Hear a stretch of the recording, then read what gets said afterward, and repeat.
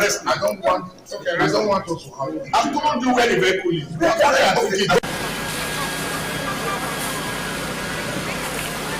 The truck was actually coming from Ring Road. It missed a step.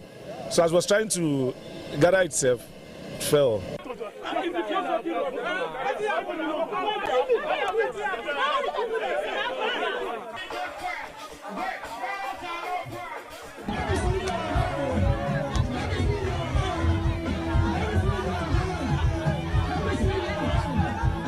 What we are witnessing these days, it is something we can no longer understand. They should stop telling us and promising us all those promises are fake, giving us this set of promises are fake. We don't want it anymore.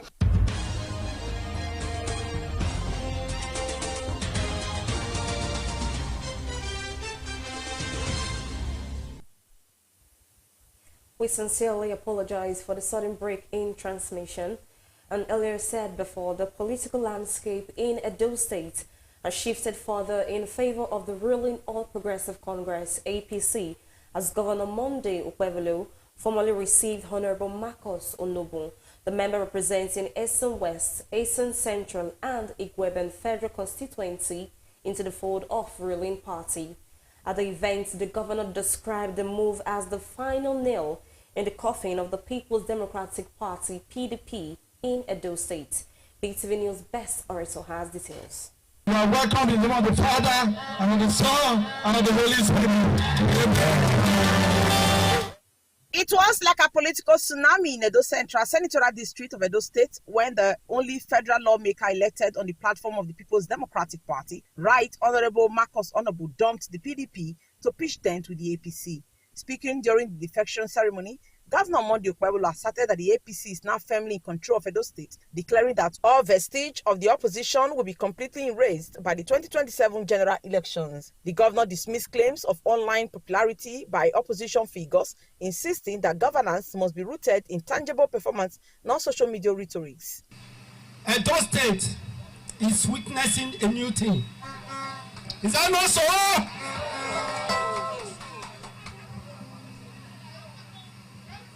Last week, we finally made the coffee.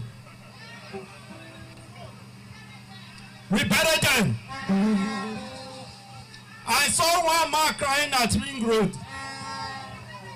He said, you got 65%. If you got 65%, why can't you be declared winner? Social media winning, that is their own. I told you, we will develop Edo State. We will throw Edo into a construction site. Is it not happening today? I'm also standing here to tell you there will be no other party in Edo State. We will not fight them. At all. We will not abuse them. No. But they are seeing what we are doing. Yes. That we attract them to come and join us.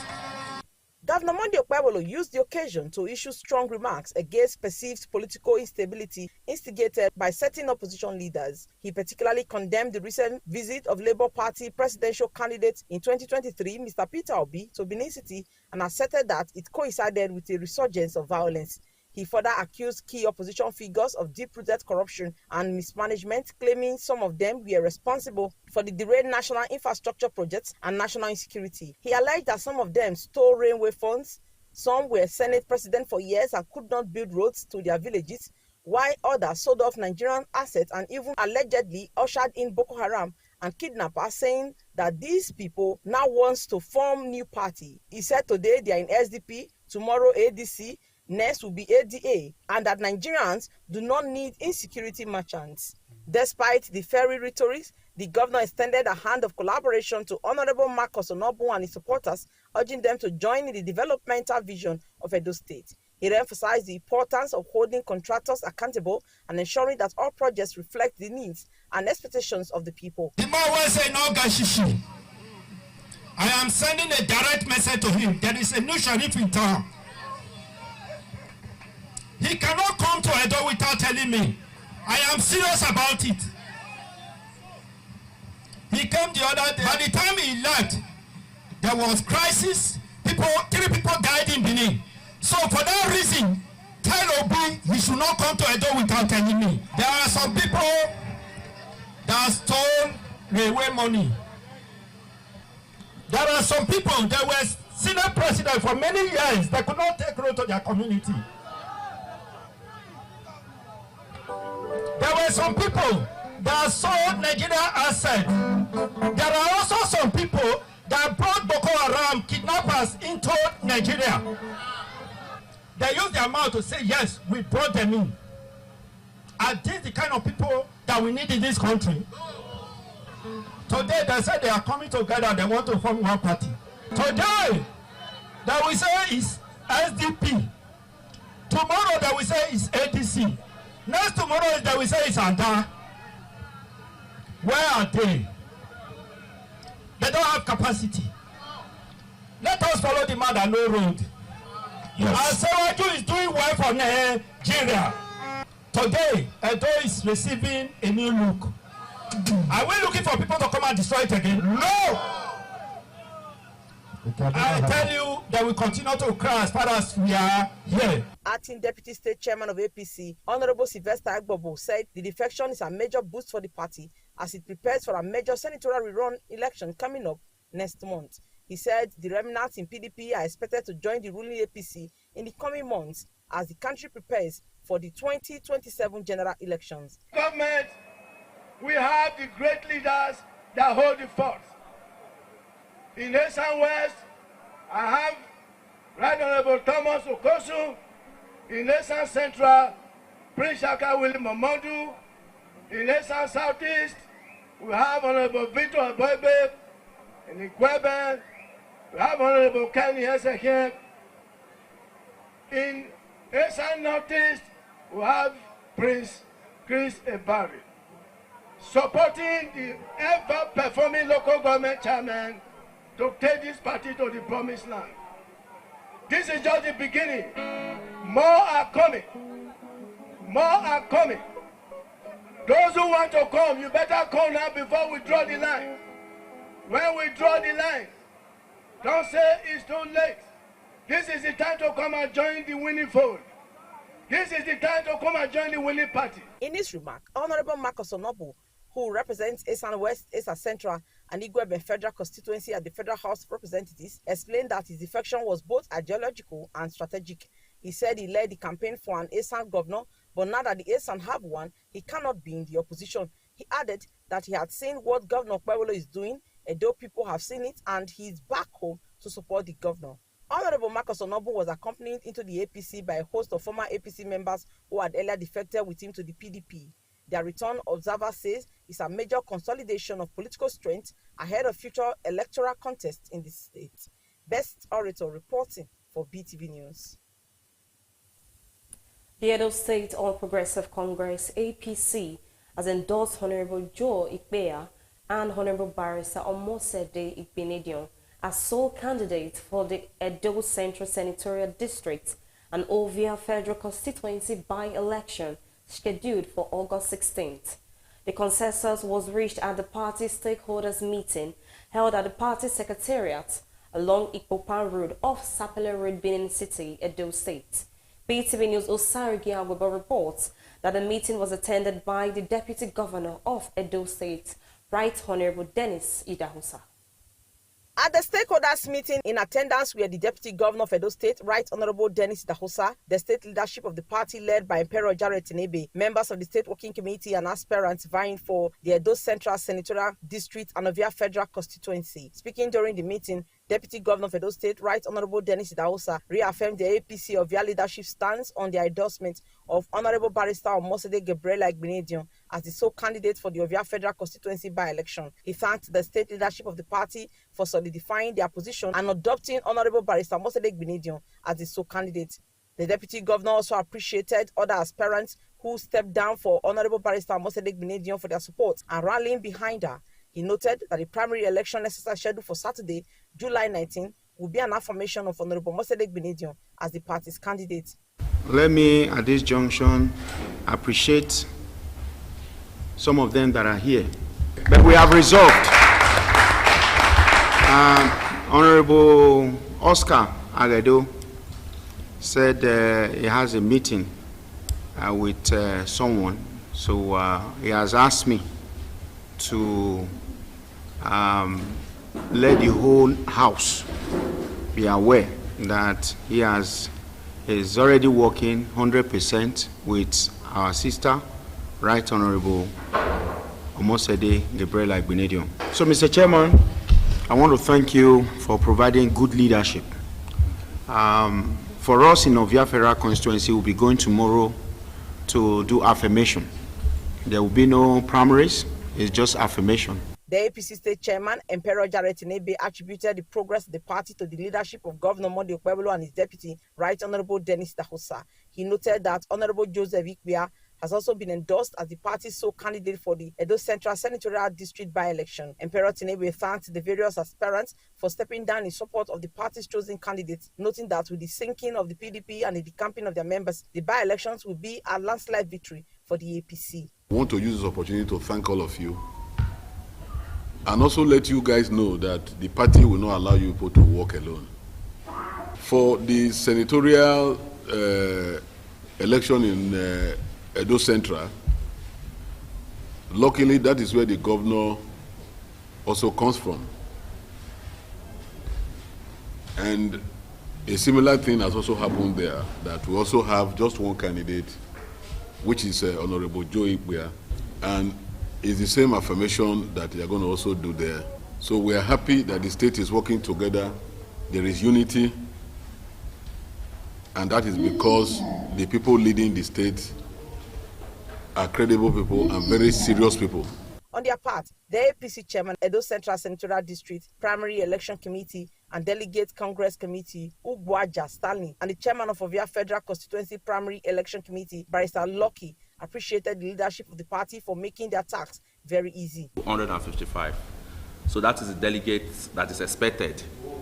51 wards, yes, 51 wards times 5. That's 255. To affirm the outcome of the primary election, we'll go to the field and do the affirmation. We'll make announcements and present a copy of the results to the candidates that will emerge. We attend in Ovia Northeast, that's the Ovia Federal Constituency, which comprises of the 2 local governments of Ovia Northeast with 13 wards, then Ovia Southwest with 10 wards, making a total of 23 wards, where we intend to conduct the primaries. We're going to adopt the direct mode of primary. I want to once more thank the party, especially the chairman and the state working committee, for the good work they've done in bringing all the aspirants together and coming to an agreement to work for a sole aspirant. In an interview with newsmen, the elected APC candidate for Edo Central Senatorial District, Honorable Joseph Ikbia, and candidate of Ovia Federal Constituency, Honorable Barrister Omosede Gabriela Igbinedion, thanked the party leadership for the confidence reposed in them and expressed optimism that they will emerge victorious in the forthcoming by-elections. Being who I am, I've been able to know that to impart my people is my calling. I have that drive to bring joy to my people. You know, we in the Eastern extraction, we know what we are going through. Well, I'm elated. More than anything, I'm grateful to God. I am indeed very grateful to the leadership of our great party. I'm indeed very happy to be flying the flag of the APC, shall I say the strongest standing party in Nigeria. The Edo Central Senatorial District seat became vacant when the incumbent governor, Senator Monday Okpebholo, won the September 21st, 2024 governorship election, and the Ovia Federal Constituency seat became vacant when the Deputy Governor of Edo State, Right Honorable Dennis Dahosa, also triumphed at the election as the Deputy Governor of Edo State. Recall that the Independent National Electoral Commission had fixed Saturday, 16th August for the conduct of by-elections in 16 constituencies across 12 states. Best Orator reporting for BeeTv News. Of ongoing efforts to ensure the safety and reliability of its transportation services, the new Edo Line Transport Company, in collaboration with the Federal Road Safety Corps, FRSC, has conducted a thorough screening exercise for driver applicants at the FRSC office in Ikpoba Oka local government area of Edo State. The report. A total of 68 applicants participated in the profiling and screening process. The exercise, which have been on and continues today, was aimed at selecting qualified and safety-conscious drivers to operate within the transport company. Officials from the FROSC carried out a comprehensive profiling of each applicant with a focus on driving history, very good eyesight, personal background, and compliance with road safety standards. This was followed by a basic health check, including heart rate assessment, to determine the applicant's fitness to drive under varying road conditions.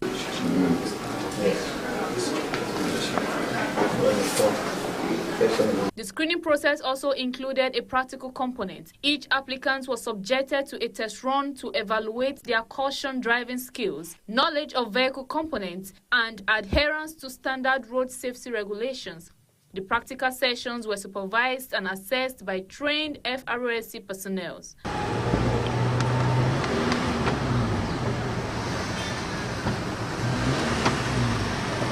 The new Edo Line Transport Company, which was recently revived by the state government, is expected to begin full operations soon, with safety and professionalism as key operational pillars. The recruitment of qualified drivers is seen as a crucial step in ensuring the success and sustainability of the transport scheme, as applicants attest to the strict training and appreciated the government and the FRSC. My former place of work, we did the same thing like this. So at least this one is something good. Well, I'm very happy, and I pray at least my name will be shortlisted. Well, it is very good. I like the way the system is. So I like the training. Pray that you take us, but I like the system, the way they take us to make sure they drive the passenger. They have to have a confidence that they have a trained driver. By special grace of God, the training went well, and it has been so, should I say, one of the best I have seen. So I appreciate New Edo Line. I appreciate the government, which is the governor of Edo State, Senator Monday Okpebholo and his deputy, and all his cabinet for all the good works that they are doing and bringing light to the life of the citizen of this state.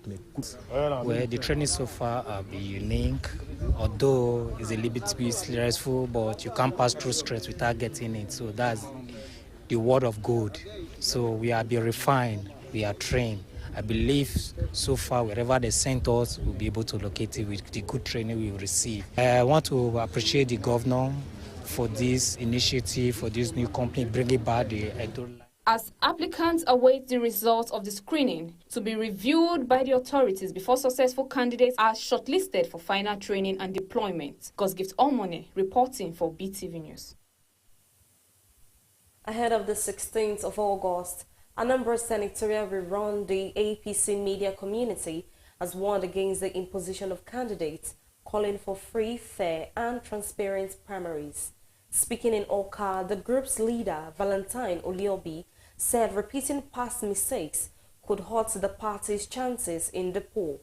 He urged party leaders to uphold justice, noting that grassroots supporters are closely watching to see if loyalty will be rewarded or sidelined.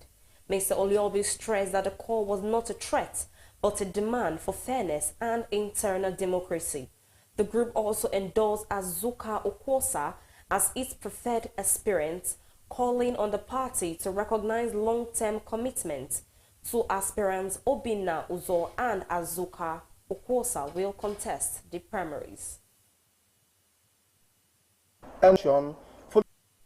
We hereby endorse Honorable Chief Azuka Okwosa Chinyelugo as a consensus candidate for Anambra Senatorial by-election following his antecedents and sacrifices in the party. We also employ our party members, our leaders, every stakeholder of goodwill to hear our appeal clearly. Let Azuka Okwosa fly the APC flag for Anambra South Senatorial District by-election. Let imposition die a permanent death in Anambra APC for the betterment of the APC Anambra State. Azuka Okwosa is not asking for pity. Not asking for pity. All we are asking for is free, fair, and credible primary election.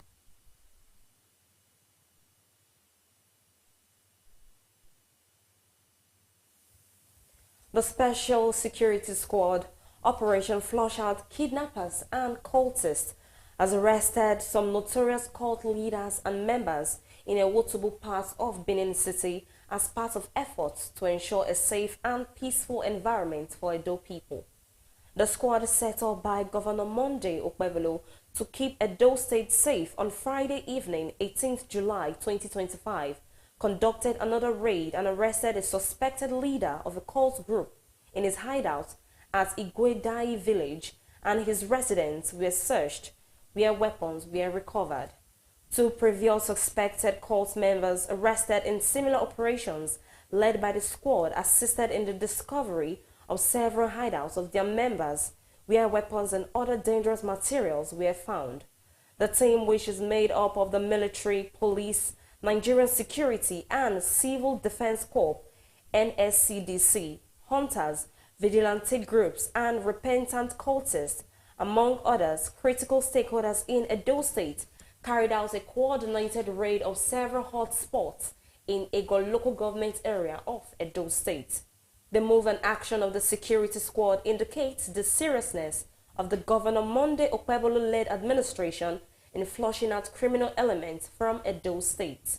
Speaking on the recent developments after the activities of the security squad on Friday, a member of the team, Amielomen Idemudia Noah, noted that the operation of the team is based on intelligence reports and investigation. He said they are guided by professionalism and accountability as community engagement remains the hallmark of their operations.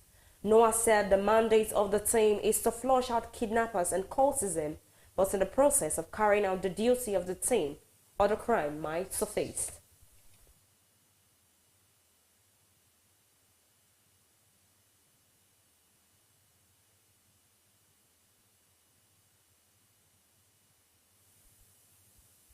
A landlord in Akumba area of Ondo State have been arrested in connection with the alleged adoption and killing of 2 students of the Adekole Adjacent University, Akumba, Akoko.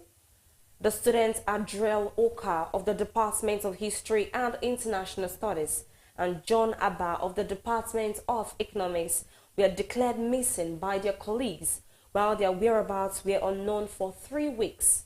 The State Commissioner for Police, Adebowale Lawal, disclosed this while briefing journalists in Akure. According to him, the landlord of one of the deceased, Oladele Femi, was also arrested for allegedly knowing about the crime. He said the landlord connived with one Kola, who is still at large, to carry out the nefarious act. The police commissioner said efforts were ongoing to recover the remains of the male students.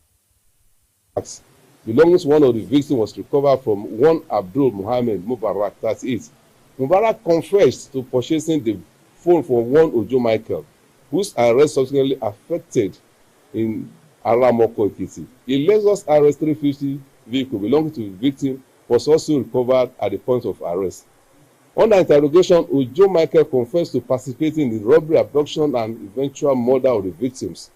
He further disclosed that the operation was masterminded by one Oladele Femi, the landlord of the male victim, who allegedly engaged him and another accomplice, and further scholar currently at large. The Nigerian Center for Disease Control and Prevention has issued a public health alert warning of rising cases of cholera, yellow fever, and dengue fever as a result of the ongoing flood season across parts of the country. In a statement signed by its Director General, Dr. Jide Idris, the alert follows recent forecasts by the Nigerian Meteorological Agency, which identified Sokoto, Kaduna, Zamfara, Yobe states, and several other states have been heightened risk of flash floods this July. According to the NCDC, between 23rd to 29th of June, suspected cholera cases has been reported in 34 states, with Zamfara state alone accounting for 32% of all suspected cases. Other heavily affected states include Bayelsa, Adamawa, Delta, Lagos, and Rivers. The agency also raised concerns about yellow fever and dengue fever, both of which are spread by mosquitoes that thrive in stagnant water left over from flood. The NCDC confirmed an outbreak of dengue fever in Edo State between 9th and 13th of June, with lab tests validating the surge in cases. The agency said 7 confirmed cases of yellow fever has also been reported in 6 states: Abia, Anambra, Edo, Ekiti, Lagos, and Rivers.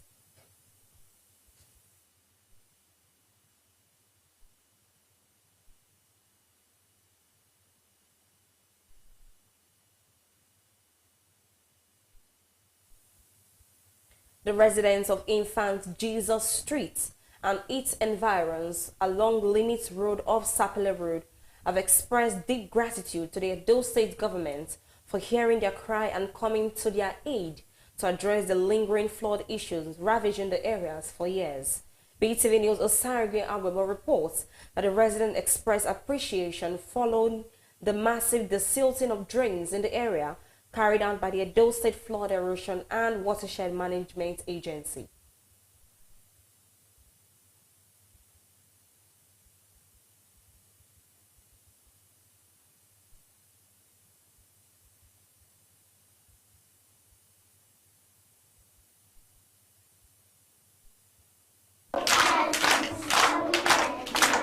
As part of measures to regulate and enhance the contributions to non-state schools such as faith-based schools or missionary schools, private schools, adult learning centers, community schools, among others, to the country's education system, the Federal Ministry of Education has launched a national policy in Abuja. The policy, initiated in 2024 in collaboration with state government and other stakeholders, is a response to the need for Nigerians to have access to quality education.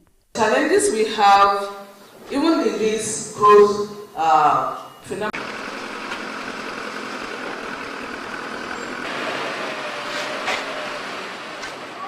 It was a moment of relief and excitement for the residents of Infant Jesus Street and its environs along Limit Road off Sapele Road, with the desilting and evacuation of sand and debris that had caused blockade to the drains, making the area to be prone to flooding. The desilting exercise carried out by the Edo State Flood Erosion and Watershed Management Agency was carefully supervised by the agency's managing director, Honorable Ahmed Musa Momo.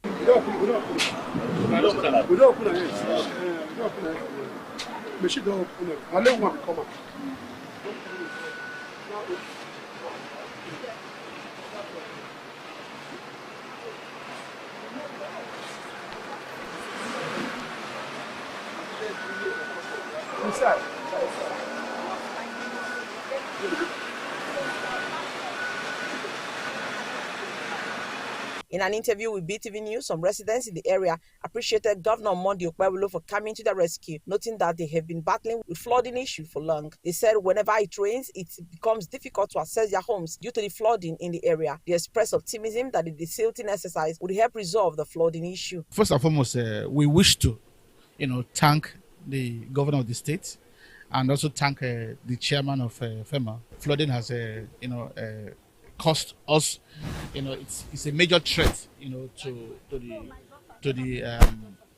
the citizens living around here, and at times some of us even have to sleep out because if it rains heavily and it's heavily flooded, we might just decide not to even come back home and we'll, just go and sleep in hotel.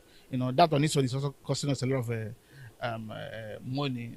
On our own, we've done some self-help, by desilting the drainage, but like I said, this is the very first time we are having government presence. We plead that they should provide a lasting solution. We do it ourselves, not until now. My own governor has come to power, and like twice I went to them, and today there is a solution. At least for now, we will sleep with our eyes closed. Before we don't sleep, once it's raining, we will start packing our things. Either we run to family members' houses or run to hotel. So I want to really appreciate the governor. We are very happy for this development. We thank the governor for helping us, and this water is really disturbing us. Anytime there is a raining like this, we normally take out 3 hours to come out. We have been doing it on our own, but we thank God that government have come today to come and help us. We are very, very grateful. The Managing Director, Edo State Flood Erosion and Watershed Management Agency, Honorable Ahmed Musa Momo, stated that the desilting exercise was part of the state's government efforts to address flooding in the GRA metropolis. He said the government of Senator Monday Okpebholo's administration is working towards a holistic plan to provide a lasting solution to mitigate flooding in GRA and Edo State at large. Well, what prompted it is the cry of the residents of the GRA metropolis, complaining and shouting to His Excellency Mr. Governor that, erosion is disturbing them. And very sincerely, you can see what we have been able to achieve for the past 1 week. It is not easy. When I came back from Abuja, the rains that fall within the last week, you could see them. They were really disturbing.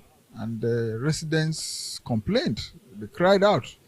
I took turn and I reported to His Excellency, and he said we should quickly see what we can do because it's raining now. When rainy season like this, you can't really do much. But the little we can do is that we have been able to open the drains, all the airways of the drains, so that water can have a free flow. And my happiness is that the residents testified that, this is the first time government is coming to their, aid, crying to government, and government really listen to them. The Managing Director of the agency advised residents and communities to collaborate with the government to curb flooding in the state and to desist from building on moats and dumping of refuse in drains, which he said is a major cause of flooding, and to ensure a flood-free state. Best Orator reporting for BeeTv News. In a bold step towards strengthening Nigeria's education system, the Federal Ministry of Education has launched a new national policy aimed at regulating and enhancing the role of non-state schools, including faith-based institutions, private schools, and adult learning centers. The policy outlines clear standards for infrastructure, curriculum, and critically, teachers' qualification. The report. As part of measures to regulate and enhance the contributions to non-state schools such as faith-based schools or missionary schools, private schools, adult learning centers, community schools, among others, to the country's education system, the Federal Ministry of Education has launched a national policy in Abuja. The policy, initiated in 2024 in collaboration with state government and other stakeholders, is a response to the need for Nigerians to have access to quality education. Challenges we have, even in this growth phenomena that we are seeing, is that they have inconsistent quality of these schools, limited access to finance, and not enough government coordination and inadequate regulation and data. So that is why this calls for the establishment of this policy to serve as a regulation.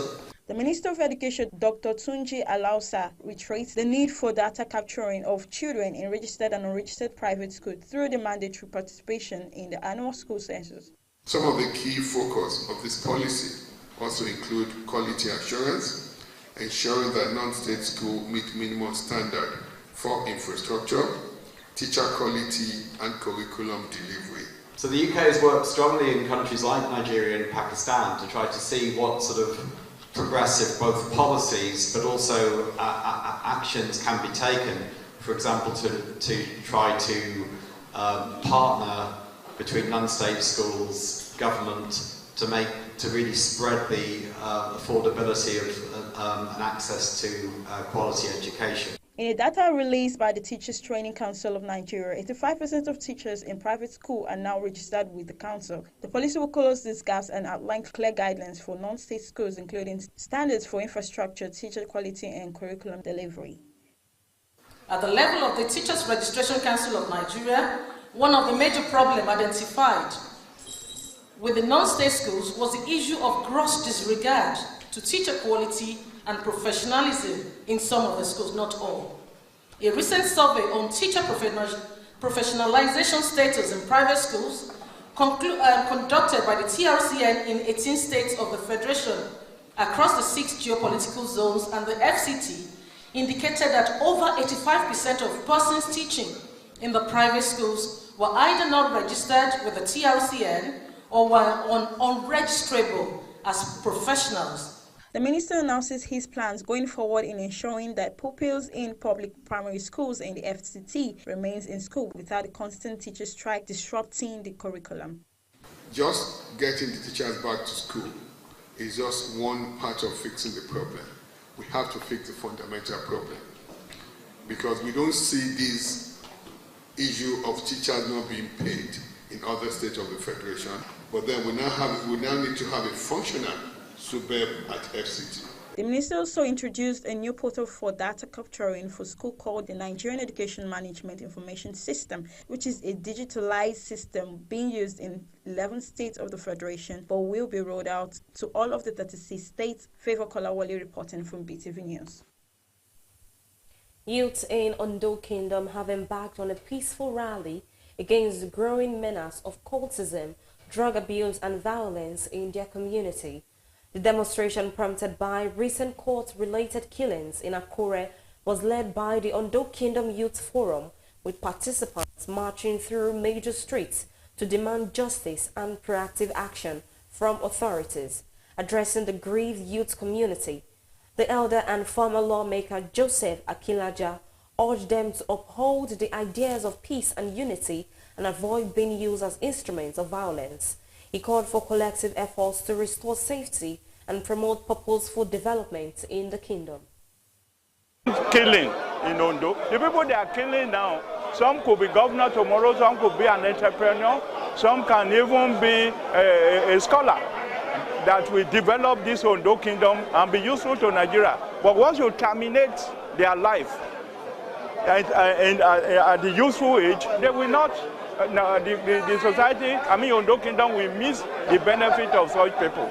So the whole town now said they are going to make peaceful rally to sensitize the people that no more bloodshed in Ondo Kingdom, no more killings in Ondo Kingdom. That is the essence of this mammoth crowd that you see there. I want to make an end to miscreants in Ondo Kingdom. Killing our people, collecting our motorcycle, taking drugs in this kingdom. All the youth, both home and diaspora, we have decided that we want to put an end to it in Ondo Kingdom. We don't want killing again. When we are saying that the youth are the leadership of tomorrow, when the leadership of tomorrow is now. So why are we killing ourselves? So local government chairman, the traditional institution, to please stand up firmly this time and kick against crime in Ondo. We are begging them now. In Plateau State, troops of Operation Safe Haven have been praised for rejecting a 13.7 million naira bribe from terrorists during a recent operation in parts of Jos and Kaduna State. Stakeholders are commending their bravery and urging them to maintain momentum in the fight for peace and stability. The report. Troops of Operation Safe Haven have rejected a 13.7 million naira bribe offered by two terrorists during an anti-terror operation along Joshaga Road in Plateau State. The latest developments and achievements recorded by the leadership of Operation Safe Haven and the 3rd Division have been commended and celebrated across stakeholders in Plateau State, while urging the troops to continue to reject such deceiving offers by the enemies of progress. A national honor to the operatives that refuse the bribe has been suggested to encourage such acts across the troops. We are indebted when somebody does anything good. The person needs to be encouraged and to be commended. And so on that note that we are passing a vote of confidence on the security that refuse to allow themselves to take a bribe of 13 million naira. And we call on the Nigerian army to please, as a matter of urgency and importance, should honor such personnel with a national award that will serve as an encouragement to those who may tomorrow find themselves in a similar situation. These are the kind of people Nigerians, the country, need in the service. Not those kind of people that they will collect the money and allow the perpetrators to continue doing this kind of thing. I think I would really want to commend them, and I want to commend the leadership of the military. We must commend the effort of those who stood their ground to exhibit professionalism, We must commend the commander of the GOC and also the commander of Operation Safe Haven and all those men who have been working tirelessly to see that we have peace in this state. The troops are encouraged to sustain the efforts in the interest of peace and unity. Gosgift Omone reporting for BeeTv News. The Delta State government says over 150 primary healthcare centers are currently undergoing renovation. It has also commenced the refurbishment of 25 selected comprehensive emergency obstetric and newborn care facilities. The report. Delta State has recorded a significant decline in maternal mortality, with the current figure standing at 212 deaths per 100,000 live beds. To consolidate this progress and tackle neonatal and under 5 mortality, the state is rolling out fresh strategies and gearing up for the 2026 annual operation plan to further elevate healthcare standards. At this capacity building workshop, the Commissioner for Health highlights ongoing efforts to improve service delivery, particularly at the primary healthcare level. Over 150 primary healthcare centers are being renovated, each at various levels of completion, and more will be done in line with the new agenda. Plans have commenced for the renovation of the 25 selected CMOC facilities scattered across 25 LGAs of the state. This is aimed at not only attracting patients to facilities, but also improving facility readiness and service delivery. Participants at the workshop are aligning with the state's agenda, actively pinpointing operational gaps in their respective jurisdictions with expectations that these issues will be addressed following the sessions. Also gap as regards of funding and even community ownership of programs. There's a lot of gaps. So I think with this introduction of the new annual operational plans, there will be an improvement. I know government have made efforts in recruiting, engaging people at various levels, and there are still gaps that have been experienced in the system.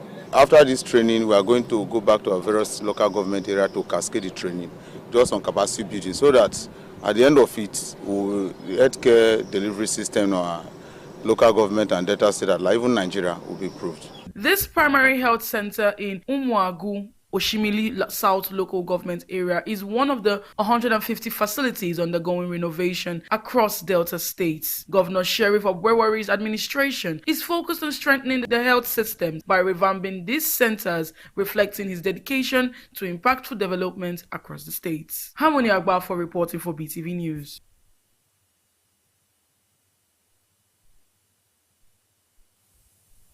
It's a moment of deep uncertainty for dental students at the University of Calabar, as 400 to 600 level students have been asked to transfer to other institutions.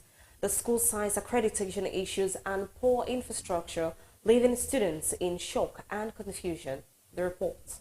It's pain, confusion, and helplessness at the University of Calabar's dentistry department. Confusion and pain also sits where ambition used to be. The university has told them to transfer to other schools following a 2-year accreditation suspension triggered by over-enrollment and decaying infrastructure. The Medical and Dental Council of Nigeria had approved just 10 students per session, but the university reportedly admitted nearly 90 every year, putting the entire program at risk. Now, over 300 students, some in their final years, don't know what's next. We have fought day and night to make sure that we pass our exams. It has not been easy. I've spent countless days taking caffeine to stay awake in night classes so that I can pass my exams. We just passed part 2 and that exam was not funny. It was not easy. We had year 4 class for 16 whole months, and all of a sudden you just wake up one day and you're telling us that you're going to transfer us to other schools. If your child is in year 5, is in final year, after spending 9 years, you've paid school fees, you've paid all your dues. Every single time we write exams, they make us clear all these things. So it's not like we have not done it. We, the students, have played our parts.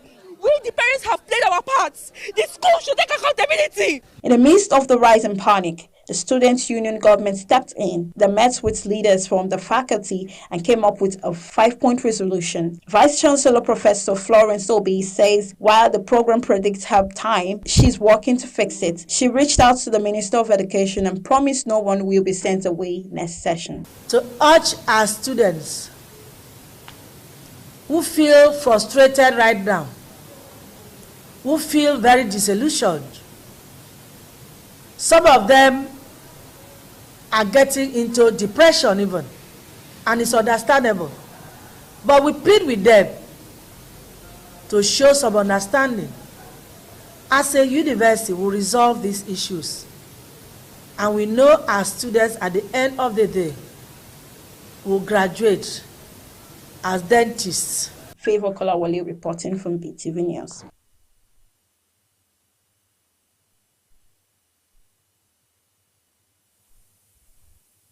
Land prices in Eco-Atlantic Lagos have increased significantly, reaching over 2 billion naira per plot, compared to 180 million naira in the early 2000s.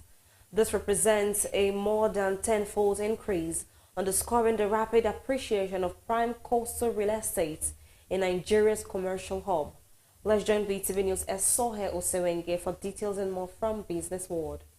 According to the State of Lagos Housing Market Volume 3 report, the last decade has seen profound transformation in the Lagos real estate market, particularly in the luxury segment. The report attributes the consistent and exponential rise in land value to a combination of economic growth, population expansion, and infrastructure development. The data highlights a clear upward trajectory in land values without significant reversals, reinforcing the notion that delays in property investment result in higher acquisition cost. The report also emphasized that land within high-end developments like Eco-Atlantic has evolved into a premium and highly competitive investment destination. Key factors driving this appreciation includes increasing demand from local and international investors, urban migration, and improvement in infrastructure such as roads, drainage, and utilities within the estate. The National Identity Management Commission has registered 122 million Nigerians for the National Identification Number, marking a 49% increase since January 2022, when registration stood at 72.7 million. The Commission also announced a 40% reduction in cases of extortion and unauthorized charges during the NIN enrollment process. This reduction is credited to reforms aimed at eliminating racketeering and enforcing a transparent fee structure. Enrollment remains free with clearly defined and publicly disclosed charges for modifications and authentications. NIMC has implemented several digital tools to streamline the registration process and reduce human interference. These include the NIN Automobile application, a self-service NIN enrollment and modification app, and contactless biometric solutions. Additionally, over 7,167 front-end enrollment agencies have been retrained and revalidated to ensure professional service delivery. First Bank has achieved a major milestone by disbursing 1 trillion in instant digital loans since the inception of its digital lending services in August 2019. The bank's digital lending ecosystem incorporated artificial intelligence and machine learning to enhance access to credit,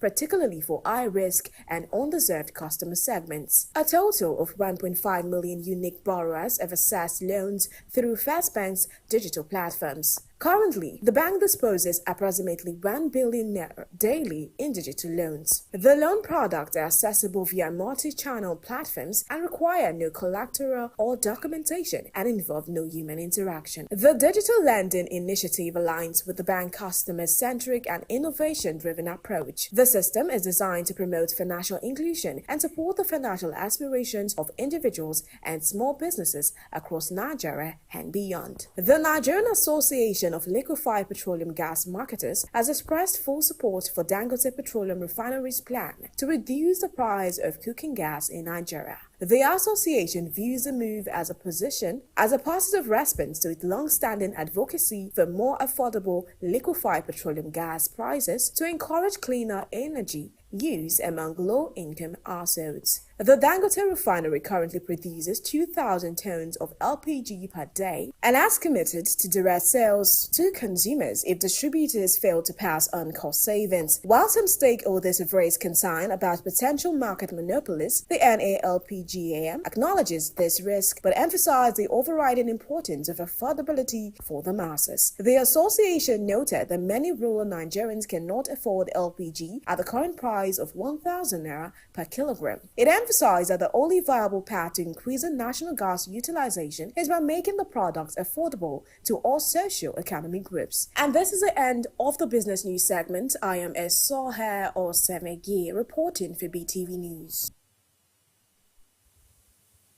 And now looking into the global scenes, where Syria's interim president has declared a ceasefire in Suwaida following a week of deadly sectarian violence between Druze and Bedouin groups that left more than 700 dead. Also, U.S. tech CEO suspended after Coldplay concert Embrace goes viral. BeeTv News correspondent Harmony Hogbafo has more on this and more from the global scenes. Syria's interim president announced a ceasefire in Suwaida after a week of deadly sectarian clashes between Druze and Bedouin groups that killed over 700 people. Despite the truce, reports suggest violations have already begun. Israel, which supports the Druze, carried out airstrikes earlier in the week. The government pledged to protect minorities and hold all perpetrators accountable, but international observers remain doubtful amid ongoing violence. Astronomer, a U.S. tech company, placed its CEO Andy Byron on leave after a viral video from a Coldplay concert showed a man and a woman rumored to be company executives embracing and then hiding when shown on a big screen. The clip sparked speculation of an affair, amplified by Coldplay's frontman joking about it. As the video spread wildly online, the company launched an investigation emphasizing leadership and accountability. Byron and the woman identified online as Chief People Officer Christine Cabot haven't confirmed their identities. The company denied Byron made any public statements, calling the viral post fake. South African Police Commissioner General Nlala Mukwanazi has shaken the country with public accusations that Police Minister Senzo Mchunu has ties to criminal gangs and shut down an elite unit investigating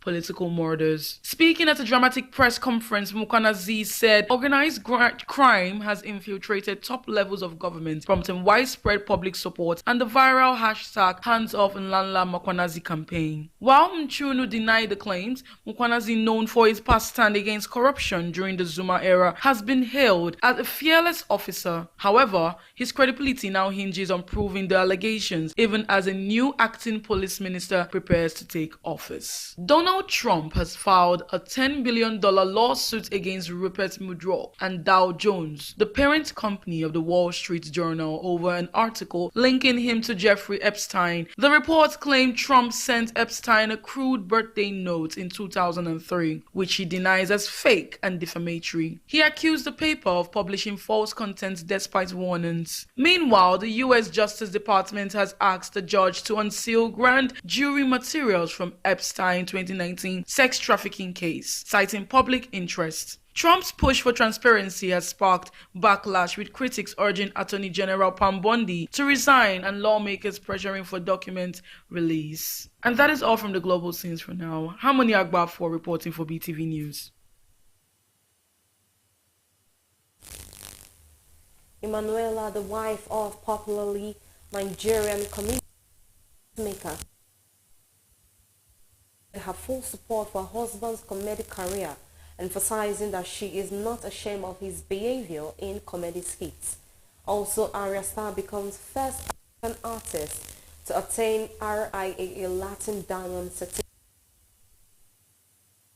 During a recent live stream session with her husband, Emanuela clarified that she is not embarrassed by his actions online, which are often regarded as extreme or unorthodox. She explained that she is usually aware of his content beforehand and often encourages him to pursue daring stunts for entertainment purposes. Emanuela used the opportunity to urge women to stand by their partners regardless of the nature of their work, encouraging them not to feel ashamed of their spouse's profession. In another development, Nigerian singer Arya Star has achieved a historic milestone by becoming the first African artist to receive a Latin Diamond certification from the Recording Industry Association of America. The recognition stems from the commercial success of her international hit single, Santa, produced in collaboration with Jamaican producer Rufshan and Puerto Rican artist Raul Alejandro. The song has recorded over 35 million streams in the United States alone alone, qualifying it for the prestigious Latin Diamond League. This accomplishment follows a similar milestone by Nigerian artist Rema,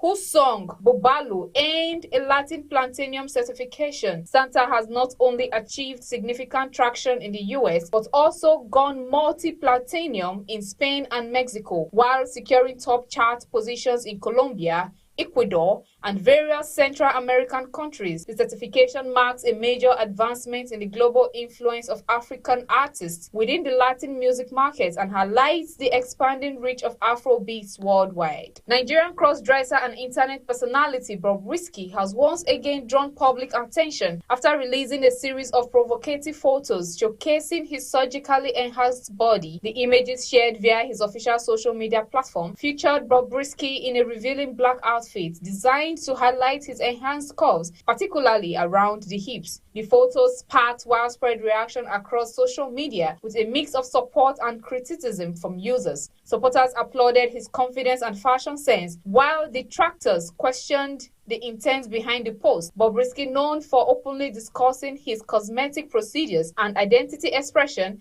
continues to use his online presence to engage in discussions surrounding gender identity, body autonomy, and personal transformation. The recent photo release aligns with his history of bold visual statements that challenge conventional norms and ignite public debates. Stephen Colbert's The Late Show, a major fixture in U.S. late-night television since 2015, is scheduled to conclude in May of the following year. The decision comes not as a result of host replacement, but as a full cancellation of the program. This development raises broader concerns about the sustainability of traditional late-night television formats in the evolving media landscape. Industry analysts have suggested that this cancellation may signal a wider decline in late-night programming, with potential implications for other shows, such as those hosted by Seth Meyers, Jimmy Fallon, and Jimmy Kimmel. The unexpected nature of the announcement and the cultural weight of the program have contributed to widespread public and industry reaction, marking a pivotal moment in the future of television talk shows in the United States. And that is it from the entertainment world. Gosgift Omone reporting for BeeTv News.